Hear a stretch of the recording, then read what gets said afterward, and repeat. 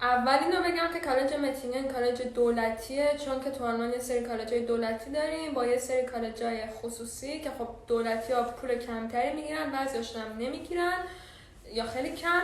کالج‌هایی هم که خصوصیه که پولیه ولی خب عوضش امتحان ورودی نداره. حالا کالج متینگن یه کالج دولتی بود، هزینه‌اش برای کل یک سال کلاً 100 یورو بود. تا ترم پیشم میدونم که هنوز 100 یورو بود. الان این ترم 100 یورو بچه‌ها گفتن که 100. بعد این از این و چون هیچ پولی نمیدین مسلما هیچ چیزی مثل تیکت بهتون تعلق نمیگیره، تیکت بلیت، به خاطر اینکه خیلی از کالج‌ها من میدونم که بلیت زمستان تیکت بهتون میدن و با اون میتونین کل ایالت رو یا حالا کل اون شهر رو استفاده کنین، ولی متینگن چنین چیزی نداره.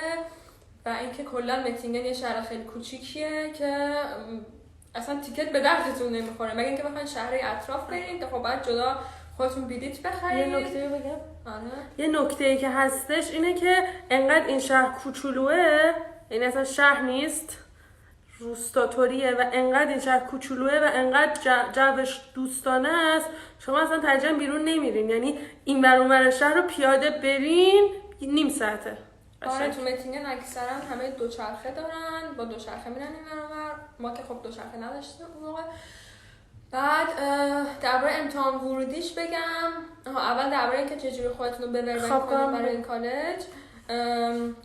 حالا یه تایمی داره، تو اون تایم مشخص شده که تو سایتش میزنه، شما باید فرمش رو پرینت کنین، پر کنین، با مدارکی که ازتون میخوان براشون بفرستین. بعد براتون نامه میاد، یا شما رو قبول میکنن که برین امتحان ورودی بدین، یا اینم که بهتون ابزاگه میدن که یعنی قبولتون نمیکنن. اگه قبولتون بکنن به شما میگن توی مثلا فلان تاریخ فلان ساعت اینجا باشین که بیاین امتحان بدین. امتحانش حدوداً 4-5 ساعت طول میکشه. فقط زبان آلمانیه؟ آره فقط زبان آلمانیه. سه قسمت بود نه؟ شایبن بود واقعا. آره 3 قسمت داره. یه قسمتش نوشتاریه که شما باید یه دونه عکس بهتون میدن درباره اون بنویسین، گرافیک بشخایبون هستش. یه قسمتش یه متن 2 صفحه‌ایه که جای خالی داره و جای خالی رو پر کنید.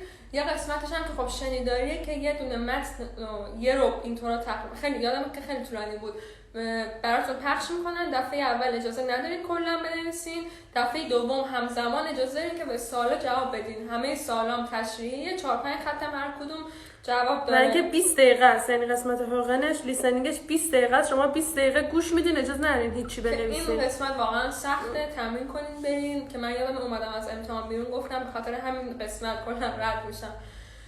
بعد از 2 هفته هم که بهتون جواب میدن که حالا یا بهتون پذیرش شدن یا نه، که وقتی پذیرش بدن پولو بعد براشون واریز کنین، که وقتی پولو واریز میکنین نشونه اینه که شما بهشون جواب بله دادین میخواین برین.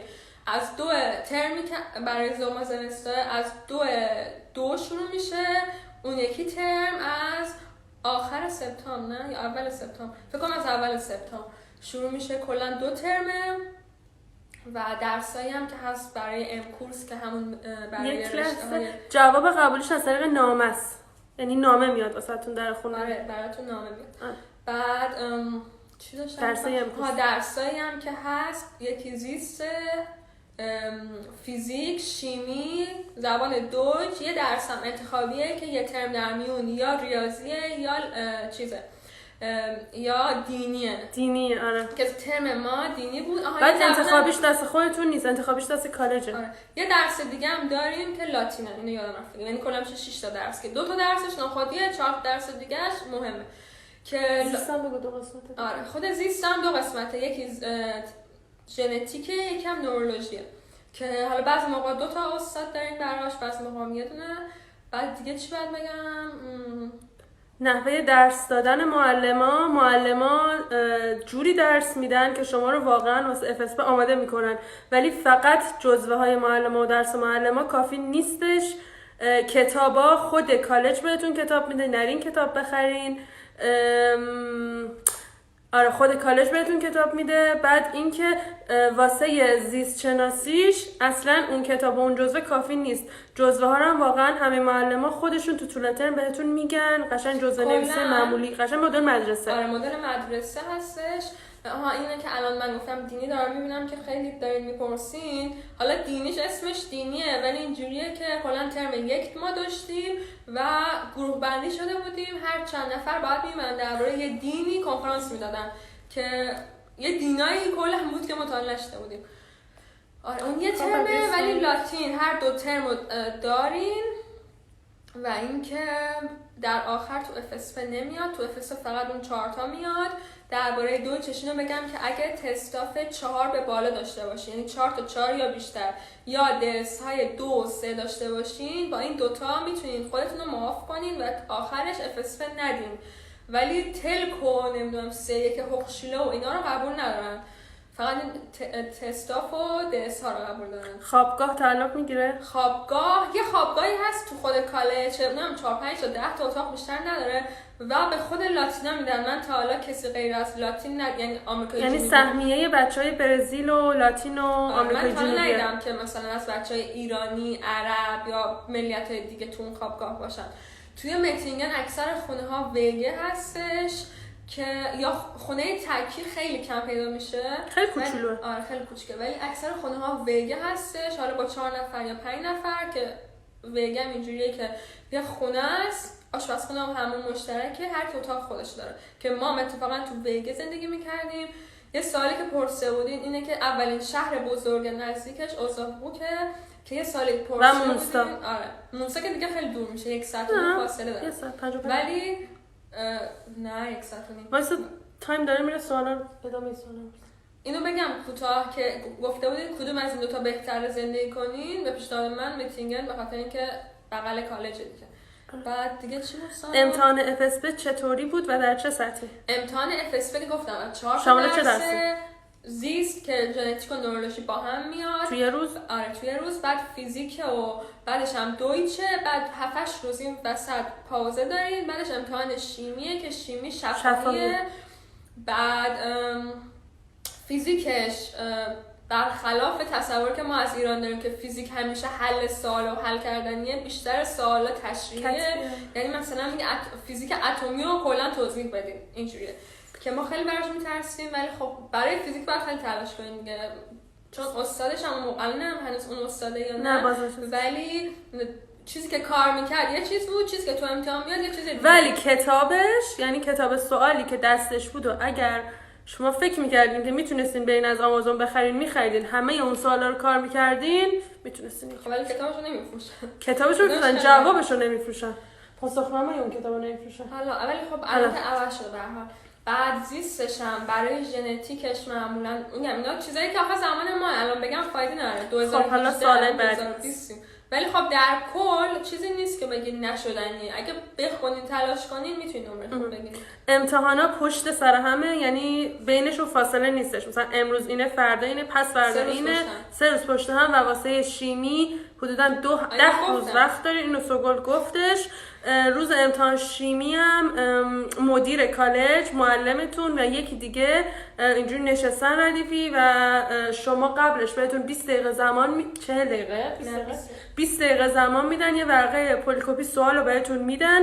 شما این سوالا رو تون تون تون تون جواباشو فکر میکنی که چیه. بعدش حدودا 25 دقیقه بعد برین اونور توضیح بدین واسهشون به آلمانی.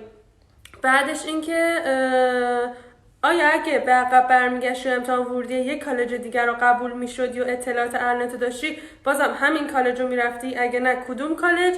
من که 100,000% میرفتم متینگن و متینگن رو با هیچ جا عوض نمیکنم. من خودم به شخصه اگه برمیگشتم میرفتم متینگن. یعنی انقدر اون 1 سال خوش گذشت.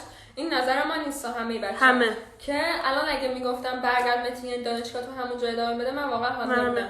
با اینکه شهر کوچیکیه ولی خب چون هیچ تفریح خاصی نداره، همه خیلی صمیمیان با هم، بیشتر با دوستات میتونی وقت بگذرونی و اینکه چون اکثر خونه‌ها ویگ هست، یه جوری شبیه این فیلم‌های آمریکاییه که نشون میده بچه‌های کالج چجوری دورانشون میگذرن. دقیقاً اونجوریه. یعنی من تو اون 1 سال همش فکر می‌کردم که از اون جور فیلم‌ها دقیقاً اون شکلیه. و گفتین که آیا از سطح کنکور آسان‌تر یا سخت‌تر؟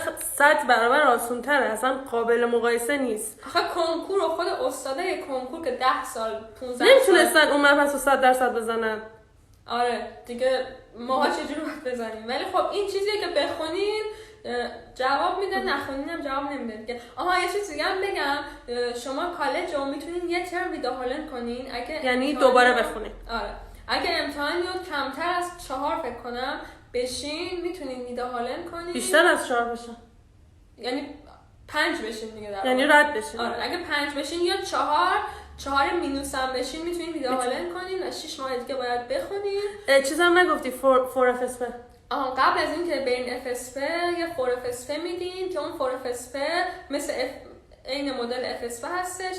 دلیلش همینه که هم شما آمادگی پیدا کنین برای اینکه برین FSP بدین و همین که اگه نمرتون از یه سطحی فکر کنم از 4 کم بیشتر بشین، یعنی 4 مینوس و 5 بشین، شما رو نمیفرستن FSP، میگن یه ترم دیگه باید خودتون رو چیز کنید، ویداهالن کنید. این اتفاق ترم 1 هم ممکنه بیفته که اگه نمره های ترم 1 تون خیلی کم باشه میگن که شما اجازه ندارین برین ترم 2، یه بار دیگه باید ترم 1 رو بخونید. نمره های ترم 1 هم تو ترم 2 هیچ تأثیری نداره، نمره لاتین هیچ تأثیری نداره.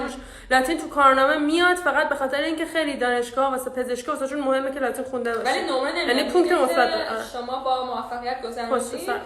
آره که توی کارنامه‌ای که در آخر میگیرین فقط نمره های خالصیه که از امتحان FSP گرفتین. اگر هم که مثلا من که با تستافم دویچ ندادن میزنه که تستاف دادین ولی خب اون نمرهشو نمیزنه. یه چیز دیگه هم هست که میتونین امتحانتون رو فربسن کنین بعد امتحان FSP که مثلا واسه همه امتحانا این اتفاق شفاهی میفته. مثلا تا یه نمره اجازه دارین. دو تاشو نه یکیشو میتونین فربسن کنین که فقط یک نمره تاثیر مثبت داره، یعنی اگه بهتر باشین مثلا اگه 2 شده باشین میشین 1 ولی 2 مینوس شده باشین میشین 1. شرایط خیلی پیچیده‌ای داره که اونجا حالا بهتون توضیح میدم، ولی خب شیمی جزشه چون شیمی به هر حال شفاهیه، نمیتونین که این کار کنین از اون 3 تا. خب تایم کالج متینگن تموم شد.